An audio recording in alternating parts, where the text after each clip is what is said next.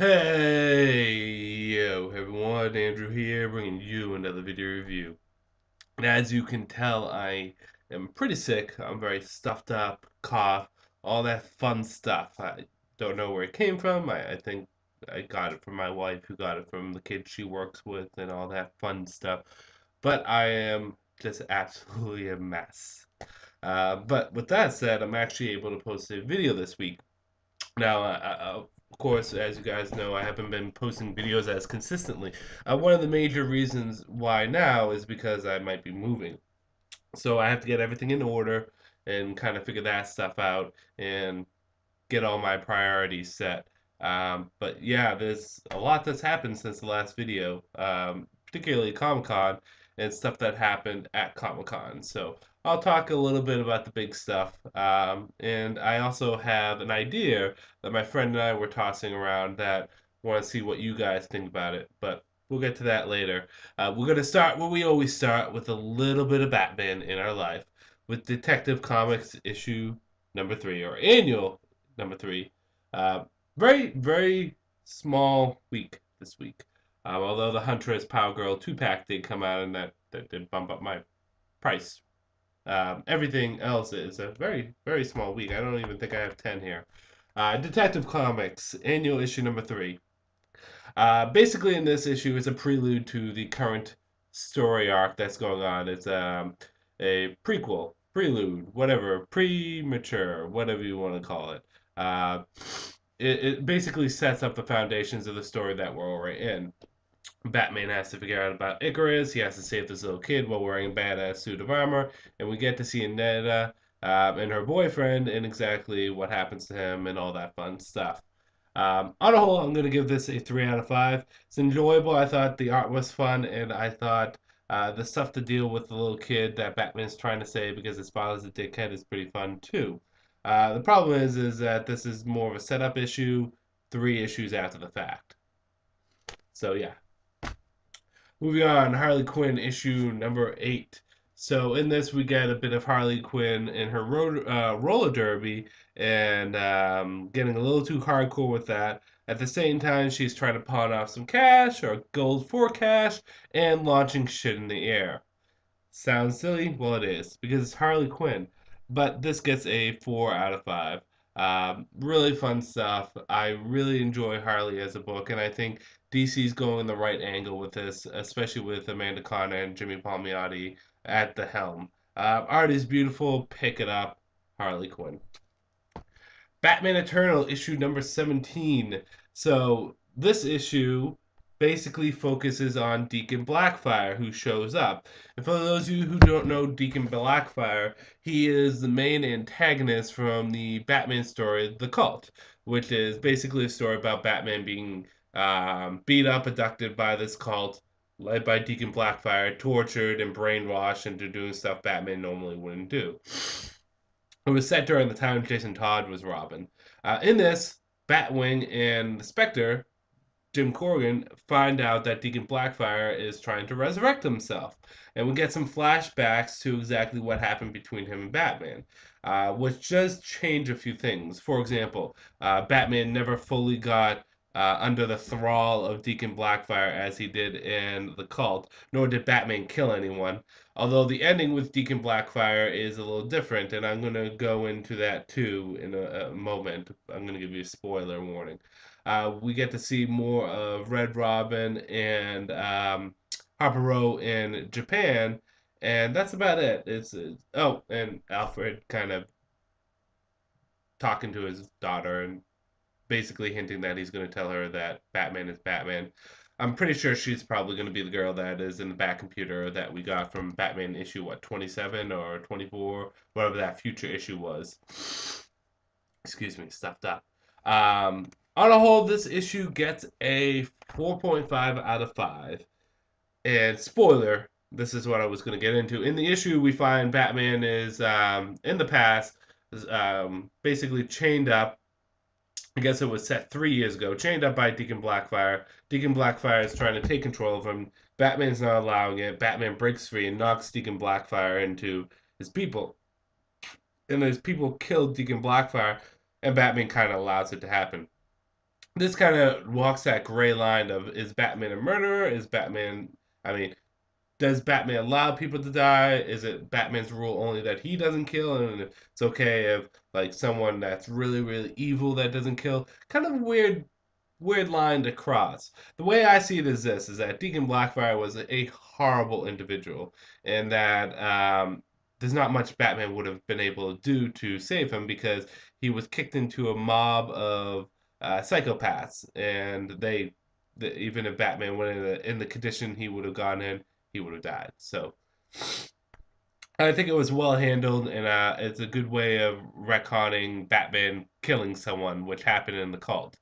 Granted, it wasn't under his own power; it still happened. So on the whole, this issue was good. I think it was a good retcon or revamp to the Deacon Blackfire story that was the cult, and the art by Dustin Nguyen is just beautiful. So pick it up.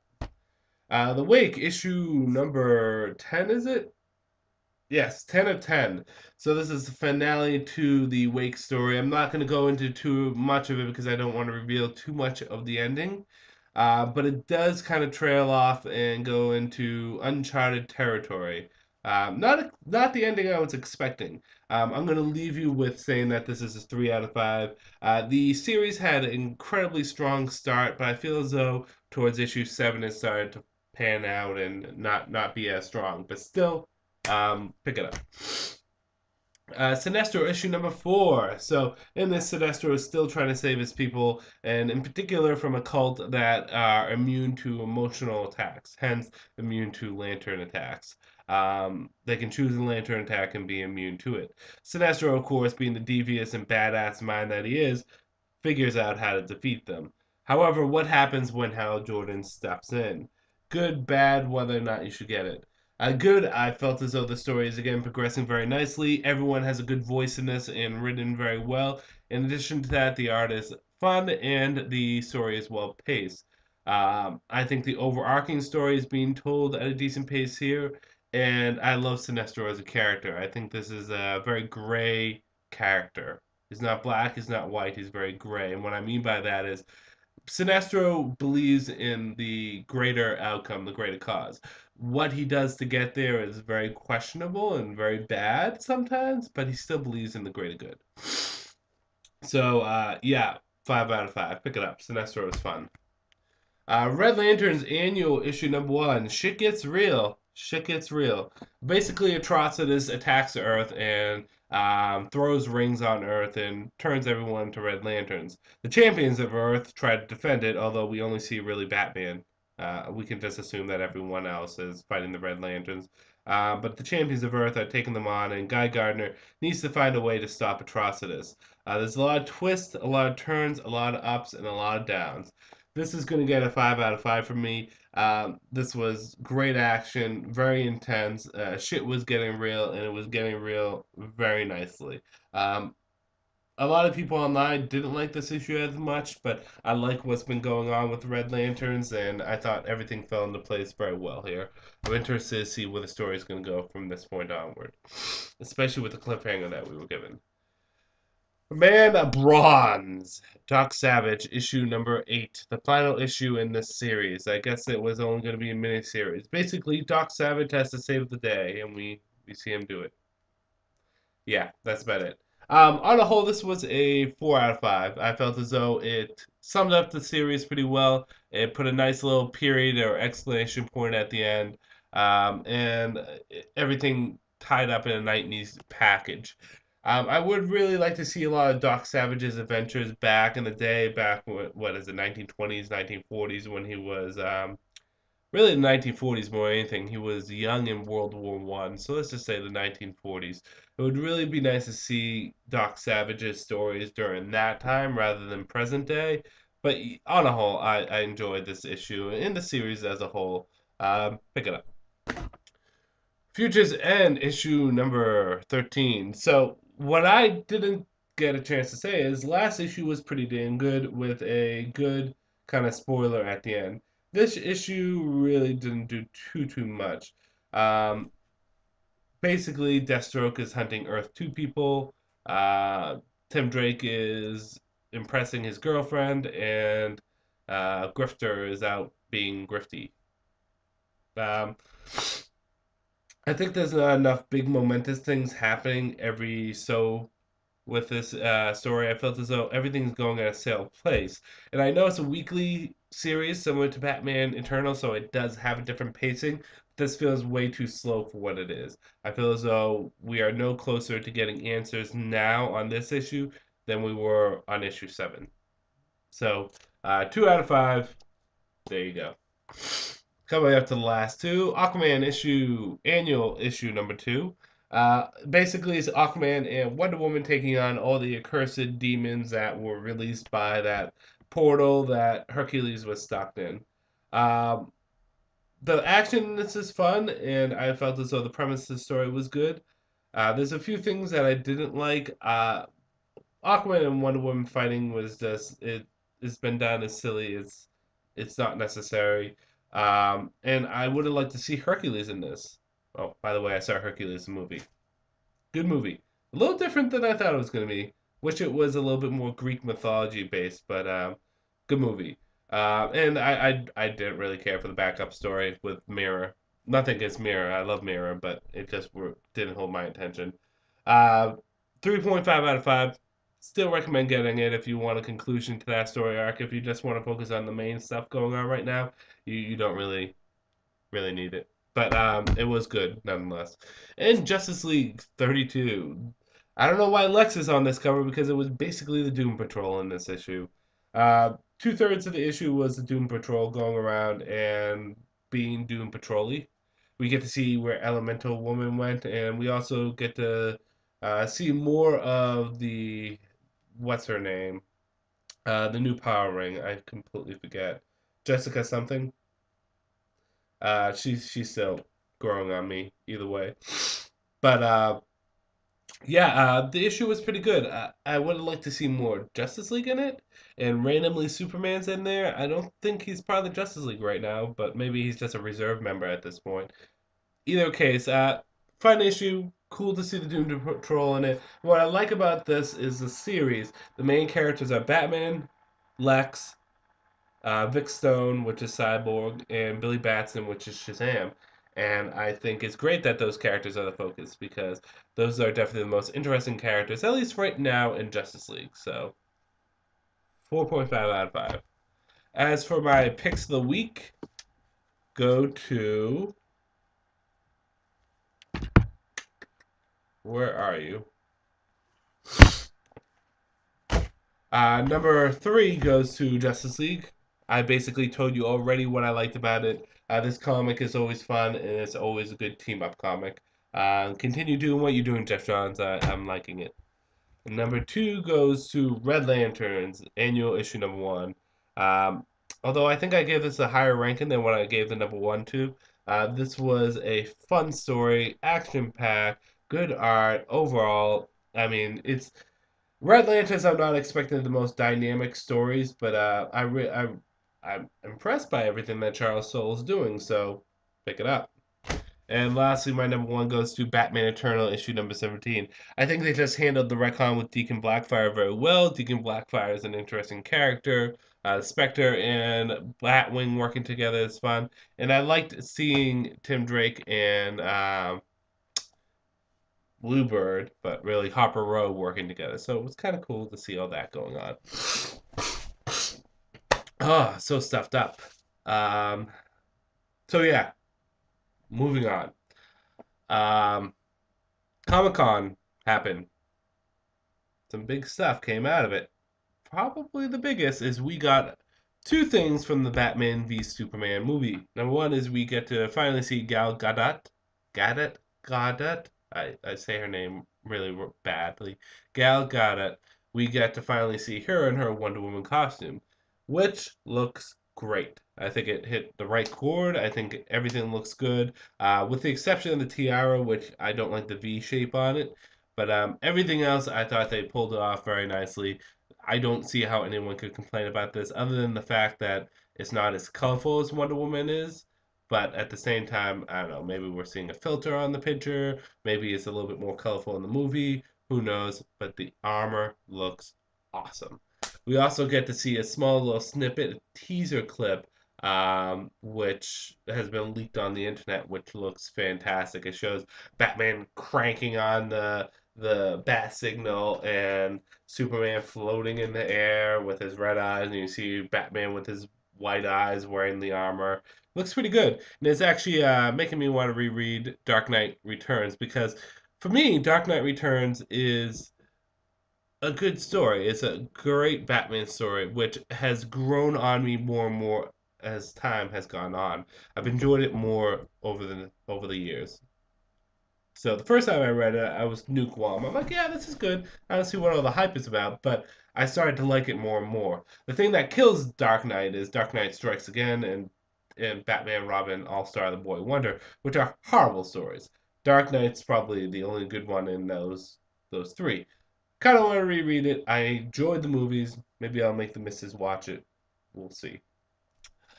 So yeah. What else? So something my friend and I were discussing is we were thinking about doing a separate channel, doing Let's Plays and videos with us playing video games. Various video games that have recently been released, video games that are older, just having fun playing video games because I have a huge backlog of games, especially with that buy two get one free deal that's going around at GameStop, which I used and got like 18 games. Well, not that much, but I got 12 and then three more, which is 15. I got 16 games. Ridiculous. But on a whole, if you guys like the idea of us sitting down and doing Let's Plays, let me know. Give me feedback. Give me feedback. That's the important thing. Because I think it would be fun, and I'm going to be playing the games anyways. Might as well commentate them. My buddy is a goofball, so you're going to get some laughs in there too. So that is going on, or might be going on. And then what else? Boston Comic Con's coming around. I'm going to be there on Sunday. I can't go Friday because I'm working. I can't go Saturday because we have a family party. So Sunday I'm going to be there. Some big names are going to be there.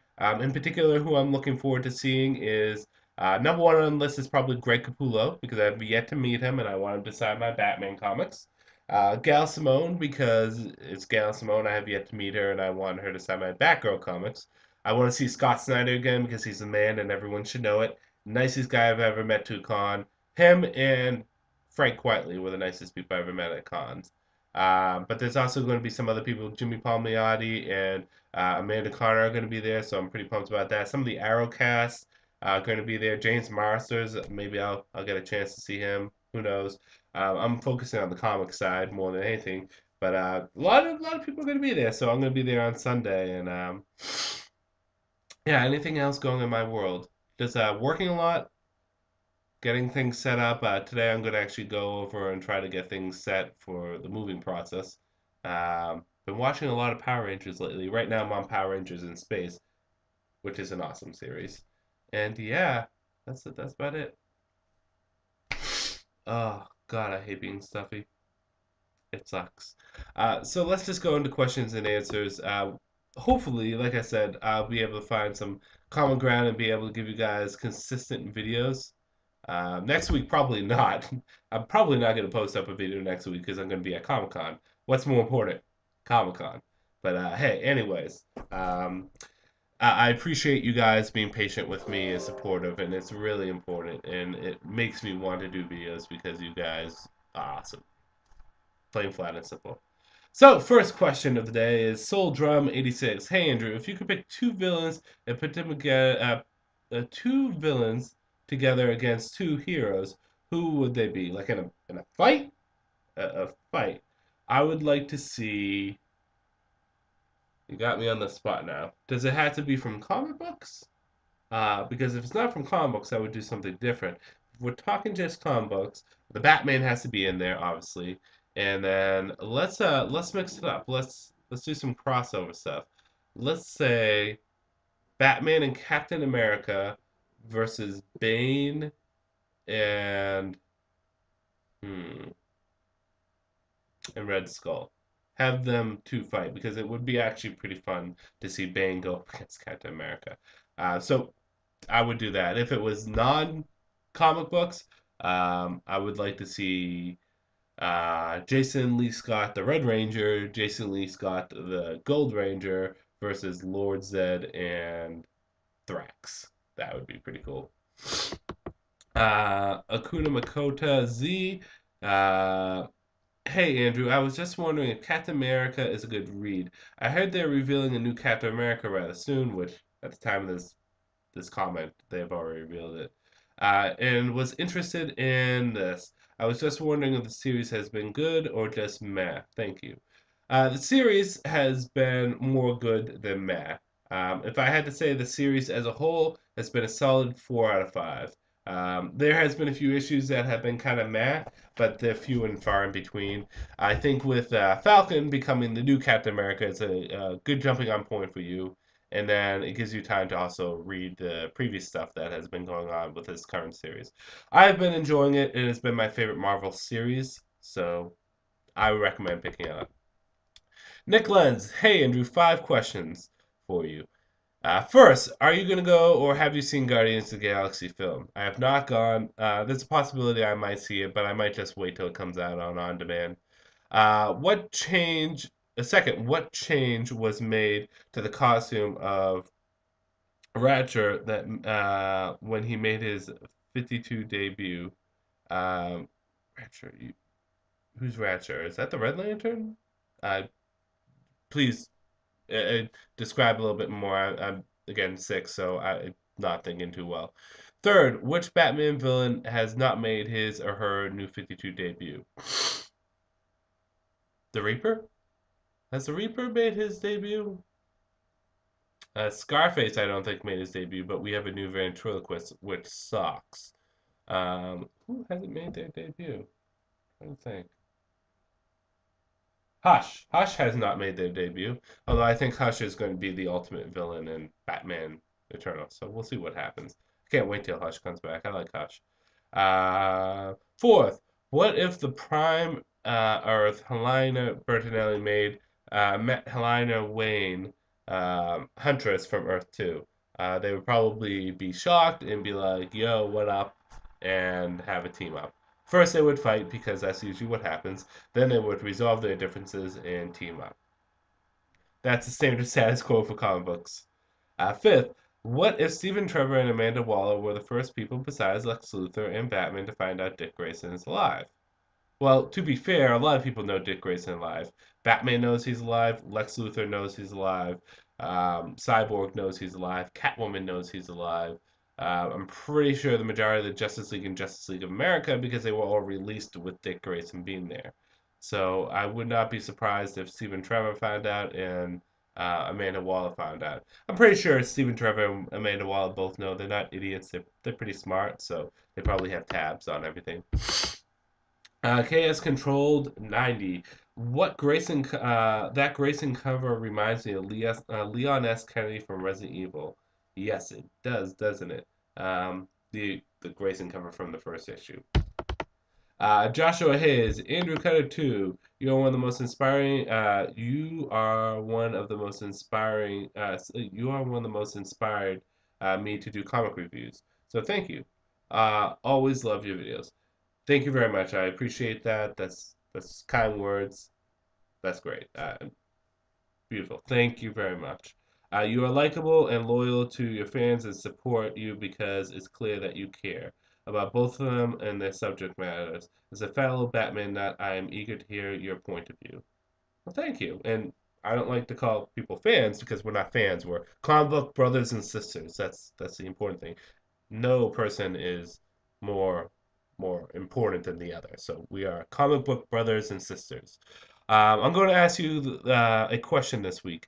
If you had a choice to bring back any previous Batman writer onto any current run or announce an upcoming Batman title, who would come back and who would you replace into which book? Ah, that's an interesting question you asked. See, I was actually thinking about doing a video where I would go back in time 3 years and tell you what I would have done for the new 52 titles. And they were pretty interesting. And I'm thinking about doing it. I might do it as a what I am thinking, just for shits and giggles. And one of the titles I was thinking about is there would be 4 Batman titles. be Batman, which is current day Batman. There would be Detective Comics, which is set in the past, not year one Batman, but set when he was with Dick Grayson. They would still be the Batman the Dark Knight story, which would be like Earth 2 Batman or something. And then there would be a story telling, a different Batman from another world universe. Maybe it's a Gotham guy Gaslight Batman. Maybe it's the Dark Knight Return Batman. I mean, why not dip a little bit more into the multiverse? But I'll get to that when I actually do the video. But what I would do is, with Batman being set in present day with Scott Snyder and Greg Capullo, I would have done Detective Comics set with Batman and Robin, with Batman being Bruce and Robin being Dick, and telling those orally stories of them together, the dynamic duo. And who would I have on that? None other than Chuck Dixon, a legendary Batman writer from the 1990s. No one commanded Batman quite as strong during the 90s like Chuck Dixon. With Dennis O'Neil as his editor behind him, it was like a fucking dynamic duo. Oh my god, those two just absolutely rocked the Batman universe with stories like Batman Contagion, Legacy, Batman Nightfall, Sword of Azrael. You got a ton of stuff going on there, and they were all good stories. So that's what I would have done. Evil Mastermind. Would you like to see a Black Adam comic with the return of Isis and Orias, making Black Adam become more of an anti-hero again? I probably would want a Shazam comic beforehand. Maybe Shazam and Black Adam kind of work together, but I would want Shazam beforehand. In Metal Man comic, where Cyborg is the leader of the Metal Man, and the aftermath of Forever Evil. Renee Montoya, where she is working with Vic Sage, working on Bloodhaven against Blockbuster and other Nightwing's rogues. I would love to see a Cyborg story and or series, ongoing series with. I would have the Metal Man be as backup stories, but I would still love to see that. Renee Montoya working with Vic Sage against the Bloodhaven and Blockbuster and Bloodhaven. Why not? I would just do Renee Montoya, but hey, that's just me. So yeah, I would be more for the Cyborg comic than anything. Uh, Kiro Wag, good to have you back. Do you read anything besides comics? Um, yes, I do. I read books from time to time. I haven't been able to read books as much lately because of time constraints, but I love reading novels. I read mostly sci-fi and fantasy. I think the last book I read was part of the Edgar Rice Burroughs, A Princess of Mars, John Carter series, but that was a couple months ago. I'm so out of whack. Green Arrow Hunter. Hey Andrew, if you could be a member of any Power Ranger team, which would you like to be? Battle Royale Optimus Prime versus Superboy Prime. Um, I would be the Mighty Morphin Power Rangers. Come on, it's the original, it's classic. I would love to be part of that. They're my favorite team. If not them, Power Rangers in space. And Ben Watson, Optimus wins. Superboy Prime is a whiny crybaby who needs to be forgotten about. So that is the questions for the week. I'm going to end this video here. Hopefully I can get them more out on time. I'm not going to lie, I won't have a video next week because I'll be at Comic-Con, but who knows, maybe I'll surprise you. With that said, thank you very much. As always, my fellow comic book brothers and sisters, this is Andrew saying peace out for now.